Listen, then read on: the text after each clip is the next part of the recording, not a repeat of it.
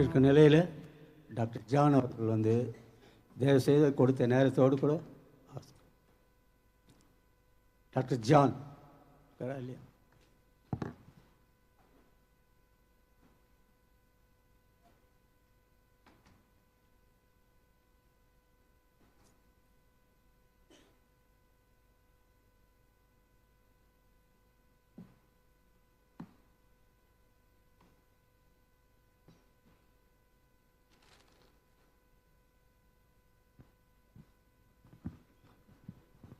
Let us turn to 124 Psalm.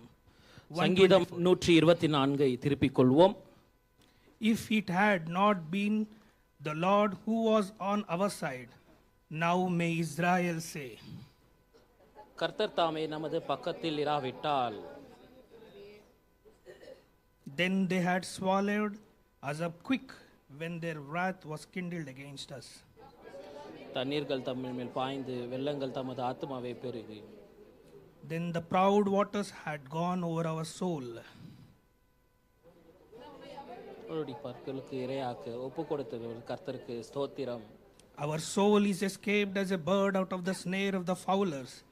The snare is broken and we are escaped. நம்முடைய சகாயம் வானத்தையும் பூமியும் உண்டாக்கின கர்த்தருடைய நாமத்தில் உள்ளது.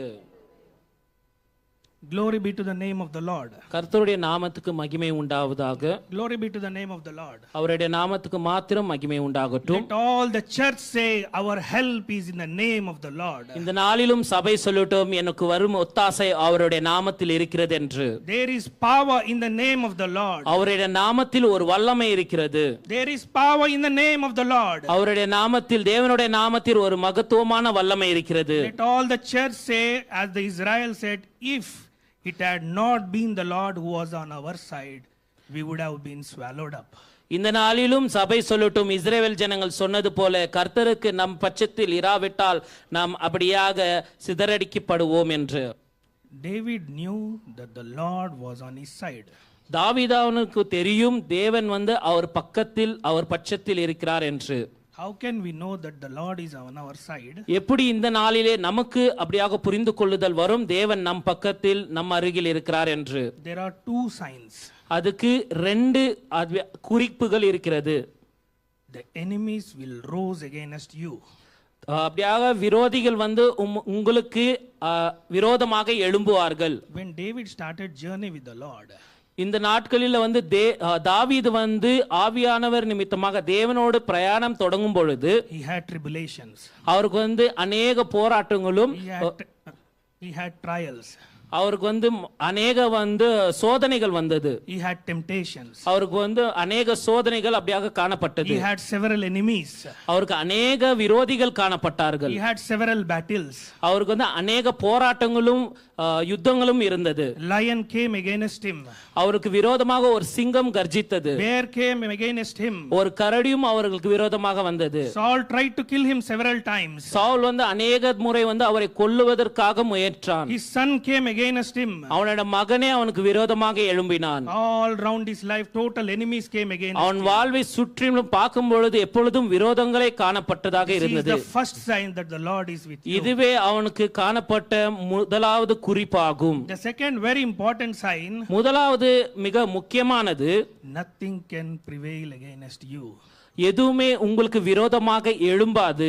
Whatever may be the situation, என்னென்ன சூழ்நிலைகள் உங்கள் மத்தியில் இந்த நாளிலே இருந்தாலும், whatever might be the biggest problem in your life, எவ்வளவு பெரிய பிரச்சனைகள் உங்கள் மத்தியில் காணப்பட்டாலும் they cannot prevail against அது உங்களை மேற்கொள்ள முடியாது. He is God with you.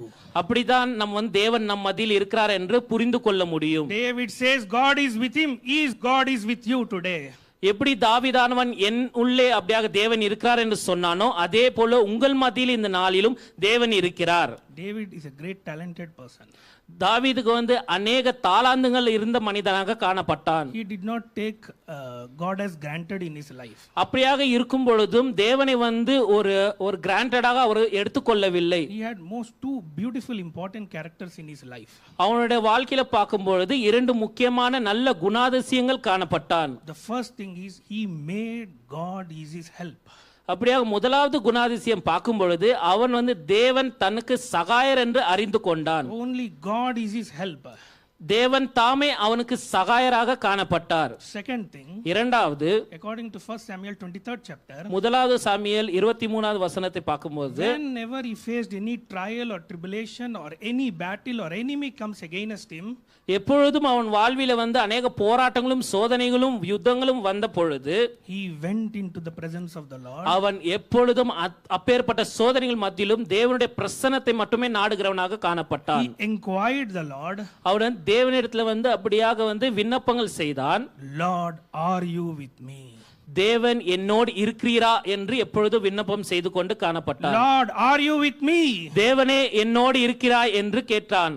The Lord graciously answers to him, தேவன் வந்து மன உருக்கத்தோடும் அப்படியாக பதில் கொடுத்தார். Yes, I am with you. Go and conquer this army right now. ஆம், நான் உன்னுடனே இருக்கிறேன், இந்த சேனையை நீ அப்படியாக பற்றிக்கொள் என்று சொன்னார். The same question today, the Lord is asking you, is God with you today? இந்த நாளிலும் தேவன் உங்களை பார்த்து கேட்கிறார், அப்படியாக தேவன் உங்கள் மத்தியில் இருக்கிறாரா இல்லை என்று.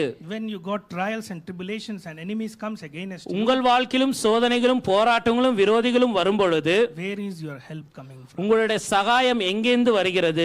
Is your help from the Lord or is your help from the men?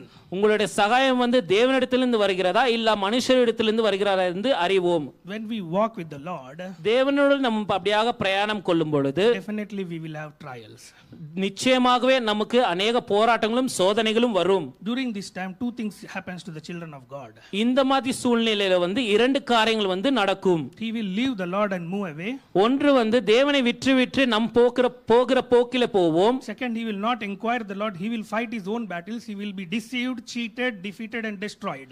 தேவனிடத்தில் ஒத்தாசை அப்படியே கேட்காமல் நாம் நம்மளுடைய தாளான் நிமித்தமாக நம்மின் அறிவின் நிமித்தமாக ஆலோசனை நிமித்தமாக இந்த போராட்டங்களை போராடி அப்படியே அழித்து போவோம். David says, my help is in the name of the Lord. தாவீது சொல்லுகிறார், எனக்கு வருகிற ஒத்தாசை என் தேவனிடத்திலிருந்து. I go to the presence of the Lord and inquire him, is God with me today? அவருடைய திரு சமூகத்துக்கு சென்று நான் அப்படியாக அறிவேன் அவரே எனக்கு சகாயராய் இருக்கிறார் என்று.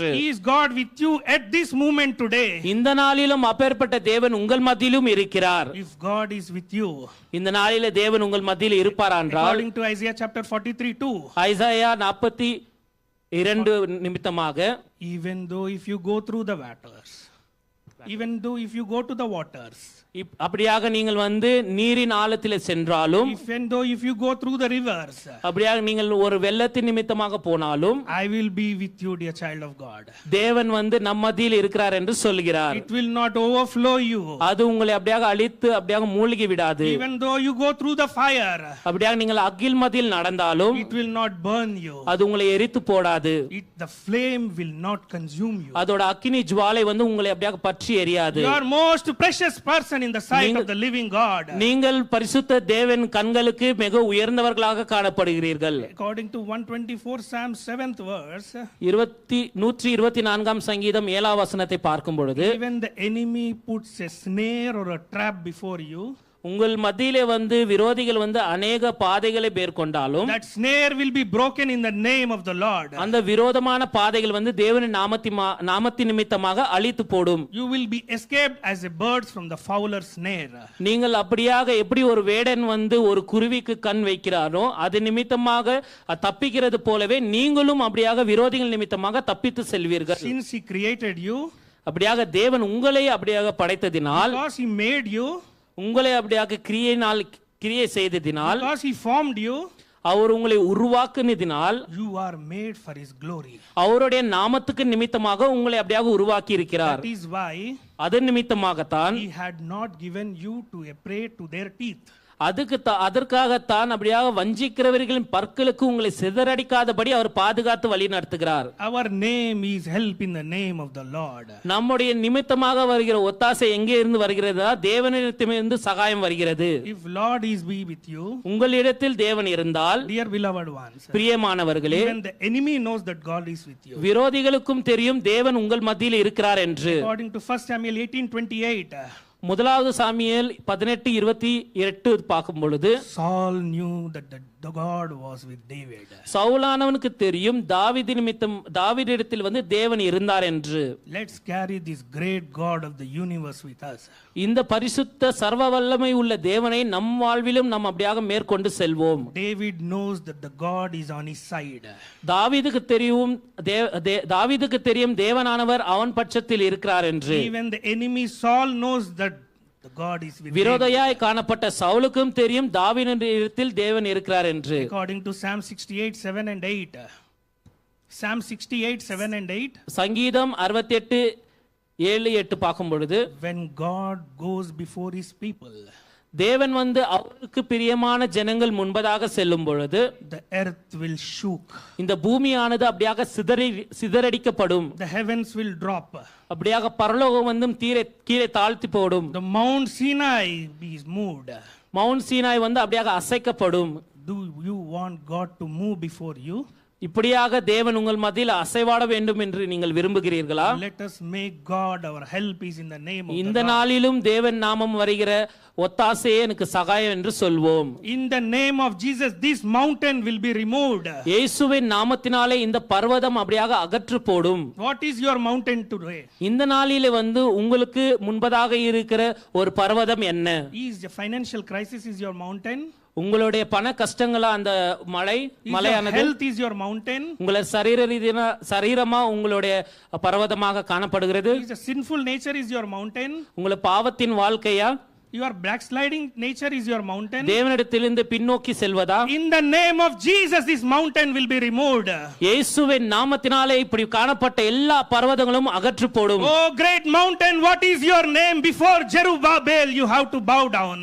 ஜெருபாபேல் முன்பதாக எல்லா பர்வதங்களும் தேவன் நிமித்தம் அப்படியாக தாழ்த்து போட வேண்டும். Our name is in help in the name of the Lord. நம்ம நிமித்தமாக வர சகாய தேவனுடைய சகாயமாக காணப்படுகிறது. If it had not been the Lord with us, தேவன் நம் பட்சத்தில் இல்லாவிட்டால் people would have swallowed up us. நமக்கு விரோதமாக எழுப்புகிறவர்கள் அநேகர். I will tell a small story. What if the Lord is with you? ஒரு சின்ன கதையை சொல்லி தேவனுடைய நாமத்தை அப்படியாக What will மகிமைப்படுத்துகிறேன். happen? தேவன் நம்ம பக்கத்தில் இல்லாவிட்டால் என்ன ஆகும்? I heard from a testimony from the great servant of God.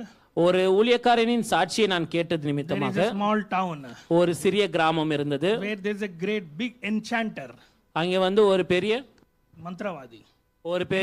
மாயக்காரர் இருந்தார், மந்திரவாதி இருந்தார். The other side of the building there is a Pentecostal believer. அதே போல வந்து அந்த கட்டிடத்திற்கு அப்புறமாக பார்க்கும் பொழுது ஒரு பெந்தகோஸ்து விசுவாசி இருந்தார். Clothes were dried on the building, on that building. அந்த மாடியின் மொட்டை மாடியிலே வந்து துணிகளை வந்து அப்படியாக காய போட்டு வைத்திருந்தார்கள். Due to the wind, அது காற்றின் நிமித்தமாக these clothes have fallen in that enchanter's house. இந்த துணியானது வந்து அப்படியே காற்றில் பறந்து போய் இந்த அந்த மந்திரவாதியோட வீட்டில் போய் விழுந்தது. This enchanter became so angry. இந்த மந்திரவாதி வந்து ரொம்ப கோவப்பட்டார். He thought to disturb their lives. அவன் அப்படியாக வந்து இவர் வாழ்வை வந்து சிதறடிக்க அவன் முயன்றான். He tried to touch their clothes. அவன் வந்து அந்த துணியை தொடர்வதற்காக அருகில் சென்றான். Dear beloved, he could not touch the clothes of பிரியமானவர்களே, அந்த துணியை அவன் தொட மேற்கொள்ளவில்லை. He fallen 10 feet aside. அவன் 10 அடி தூரத்தில் போய் விழுந்தான். He went away from that city. அந்த நகரத்தை விட்டே அவன் சென்று விட்டான். Even your clothes will have the power. இந்த நாளில வந்து உங்களுடைய துணிகளுக்கும் அந்த வல்லமை இருக்கிறது. If God is with you, தேவன் உங்கள் மத்தியில் இருப்பாரானால் who can be against us? யார் நமக்கு விரோதமாக இருக்க முடியும்? May God help us all. கர்த்தர் அனைவருக்கும் சகாயராய் இருக்கட்டும். ஆமென்.